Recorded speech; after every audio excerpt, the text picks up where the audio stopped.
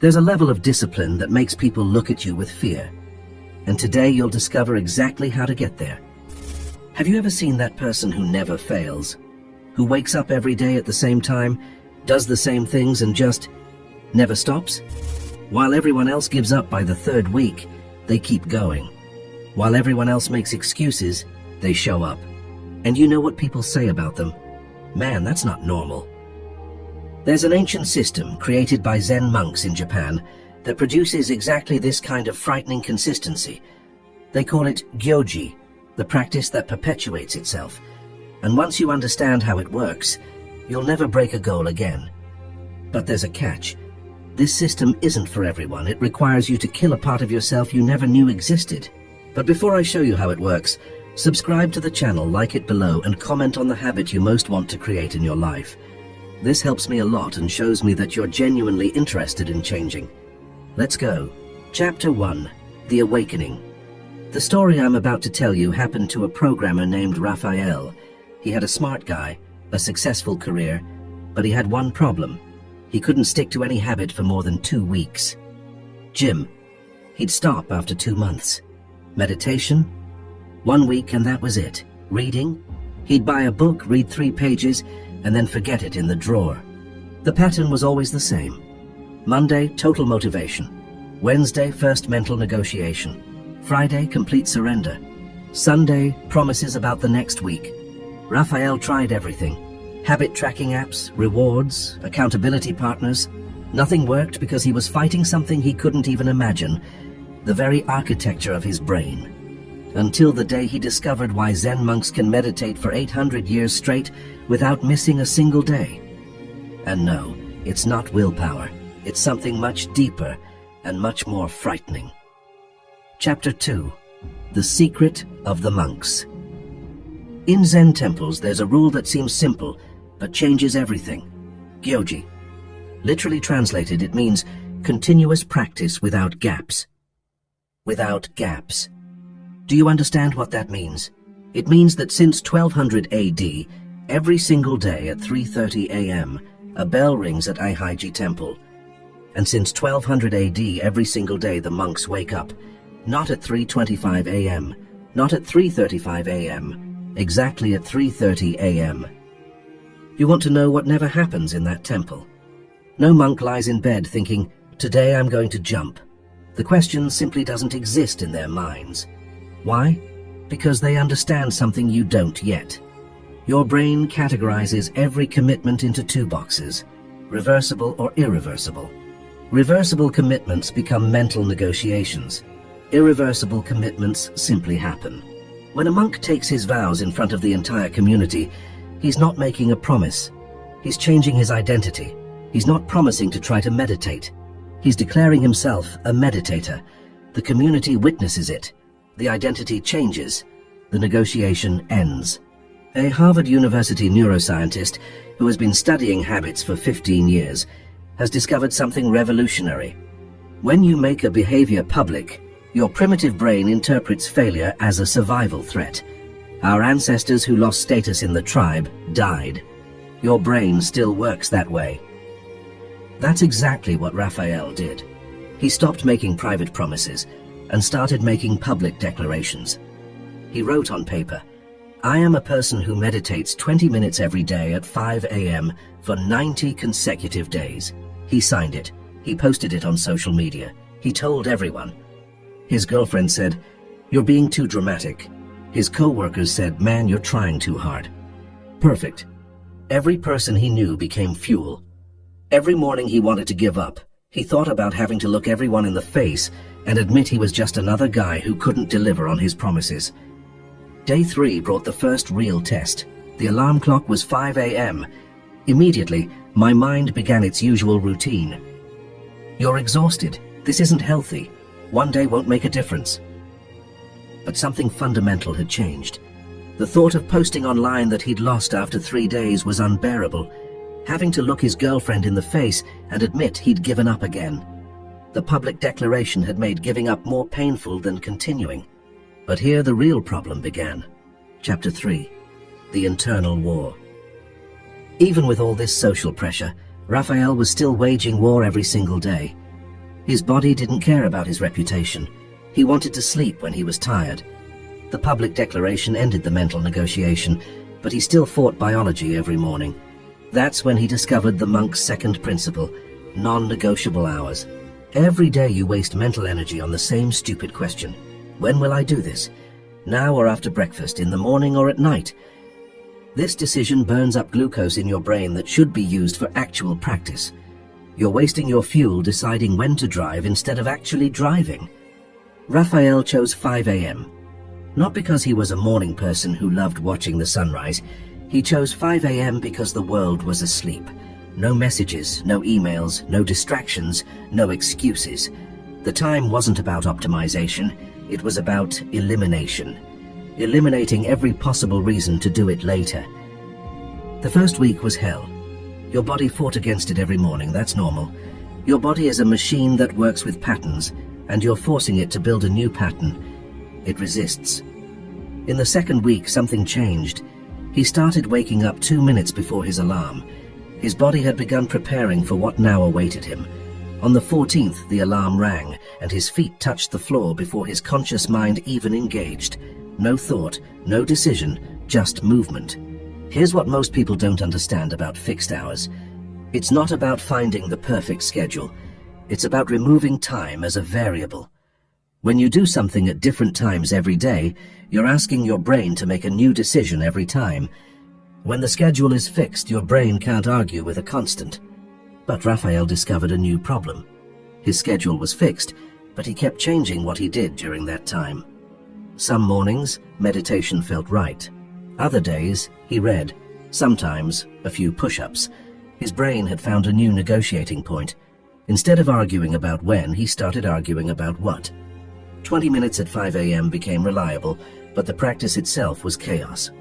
The fixed schedule had solved half the equation, but his mind was still finding loopholes to negotiate. He'd eliminated the when, but not the what. And this is where Dogen's teaching on forms became controversial, because it requires you to do exactly the same thing every single day until your mind completely surrenders. Chapter 4. The One Way. You think variety keeps things interesting, but variety is actually where consistency dies. Every time you change what you're doing, your brain has to make micro decisions. Should I do push-ups or burpees today? Which book should I read? How long should I meditate? Every small decision is a crack where your old patterns leak back in. Rafael completely locked everything down. 20 push-ups, 10 minutes of meditation, 10 minutes of reading. Same order, same timer, same thing. His personal Ango period, 90 days of identical practice. His friends called him robotic. His girlfriend said he was getting annoying. They didn't understand that annoying was exactly the point. Third week, his mind went to war. Every morning it screamed for variety. This is stupid. You're not a robot. Mix things up or you'll burn yourself out. Fourth week, something broke. Not his discipline, but his resilience. The voice of negotiation grew quieter. By week 6, he was halfway through his push-ups before he even realized he'd started. The practice was taking care of itself. This is what people don't understand about consistency. It's not about willpower lasting forever. It's about repetition until willpower is no longer needed.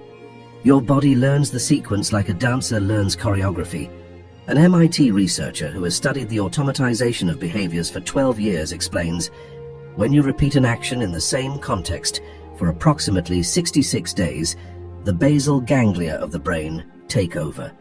The behavior becomes automatic. You are no longer deciding to do it, you are simply doing it. On the 35th, Rafael caught the flu. On the 40th, he was traveling for work. This is where the old pattern kicks in. Sick day, E, rest day. Travel, E, exception. This is where you gave up before, where everyone gives up, because perfect practice requires perfect conditions, and perfect conditions do not exist. But Dogen understood something about gaps that changes everything. He wrote that practice must continue without even a moment of gap, because in that gap, all your old patterns return. What saved Rafael when everything went wrong was understanding that practice doesn't require perfection. It requires continuity. Chapter 5. Practice without gap. The all-or-nothing lie has killed more consistency than laziness ever could. You tell yourself, if I can't do the full 20 minutes, why do anything? If I can't do perfect push-ups, I'll wait until tomorrow. This thinking creates gaps, and gaps are where your old self crawls back in. Look at any elite athlete, and you'll see something people misinterpret. They have rest days, but those rest days are still progress. They're intentional, strategic, planned, never because they feel lazy, never because they don't want to train. A rest day allows them to train harder tomorrow. This is still movement toward the goal, but when you skip because you're tired, that's not rest, it's retreat. A river never stops flowing. During a drought it may be a trickle, but it never stops. The moment it stops, it's no longer a river. It's a memory of where the water used to be. Your practice is the same. The moment you create a gap, you're no longer practicing. You're someone who used to practice. Travel day arrived on day 40. Airport at 4 a.m., meetings all day, no gym at the hotel. Rafael did push-ups in the airport bathroom. People looked at him like he'd lost his mind. Great. He meditated in the Uber. He read on the plane. Nothing was perfect. Everything maintained momentum toward the same goal he declared 90 days ago. This is Gyoji. Practice continuing itself. That's when people started to notice. Co-workers said he seemed different. Friends said he was becoming obsessive. Someone actually said his discipline wasn't healthy, that normal people don't act like that. When you hear these words, you know you're on the right track. Normal people get normal results. You're not trying to be normal, you're trying to be unbreakable. But here's what no one prepares you for. The unexpected obstacles you never saw coming. The things you can't plan for because you don't know they exist. Chapter 6. Pre-solutions. Your child gets sick. Your car breaks down on the way to the gym. Your boss keeps you late. These are consistency killers because you haven't pre-decided how to handle them.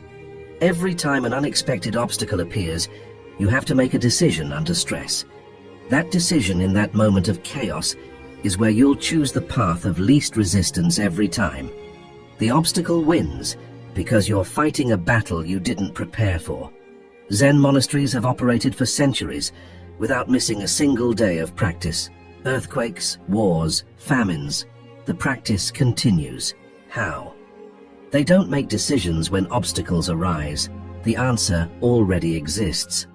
When the meditation hall floods, they go to the dining hall. When the dining hall catches fire, they sit in the courtyard. There is no meeting, no discussion, no negotiation. The bell rings. The response is automatic. Rafael wrote down every obstacle that had ever broken his consistency and pre-solved each one. Plan for rain, push-ups in the garage, guests staying home, silent workout in the bathroom, hangover, which shouldn't happen, but if it does, 2 push-ups, 1 minute of meditation, 1 page of reading. Each scenario had its predetermined response. When X happens, I do Y. No thinking, no negotiating, just execution. The power of this isn't just maintaining the sequence, it's that you stop wasting mental energy on decisions. Your brain knows that no matter what happens tomorrow, the practice continues. This certainty changes your entire nervous system. A Yale University behavioral psychologist who has been studying decision-making for 20 years found, when you pre-decide your actions, you remove decision fatigue from the critical moment. Your prefrontal cortex, responsible for willpower, remains intact to execute rather than decide. Day 70. Rafael's practice had become completely automatic. He would sometimes wake up not even remembering doing the push-ups. His body simply moved through the sequence like a programmed machine. His girlfriend's mother visited for a week. He did push-ups in the bathroom at 5 a.m. The practice continued because the answers were already written. On the 90th, he completed his personal Ango, 3 months of uninterrupted practice. But something deeper had happened. He was no longer the same person. Friends literally told him, "Your consistency is scary." His response was perfect. Great. Chapter 7. The transformation. Because when your discipline makes others uncomfortable, you're finally operating at the right level. Your existence proves that everything they say is impossible is actually just uncomfortable. That's why they'll call you obsessive. That's why they'll say you need balance. They need you to slow down so they can feel better about standing still. But you're not doing it for them. You're doing it because you've discovered the secret. Consistency isn't about doing something every day. It's about becoming someone who can't do it any other way. When you implement the Gyoji system, public declaration, fixed schedule, a seamless practice method, and pre-resolved answers, you're not just creating habits, you're reshaping your identity. You stop being someone who tries and become someone who simply is. And when that happens, when that transformation is complete, people will look at you and think, how does he do that? And the answer will be simple. He doesn't. He is. The question remains, are you ready for this level of transformation? Because it's not about discipline, it's about death and rebirth. The death of your inconsistent self, the birth of your unbreakable self. The Gyoji system won't make you a better person. It'll make you a different person. Someone others will look at and think, yeah, that's not normal. And when you hear those words, you'll know you've finally gotten where you want to be. If this video changed your perspective on discipline and consistency, subscribe to the channel and activate the bell so you don't miss future content that will transform you. And tell me in the comments, what will your public declaration be? What habit will you implement using the Gyoji system? Remember, the consistency that scares others is the only consistency worth having. If you've watched this far, thank you very much for your attention. See you in the next video.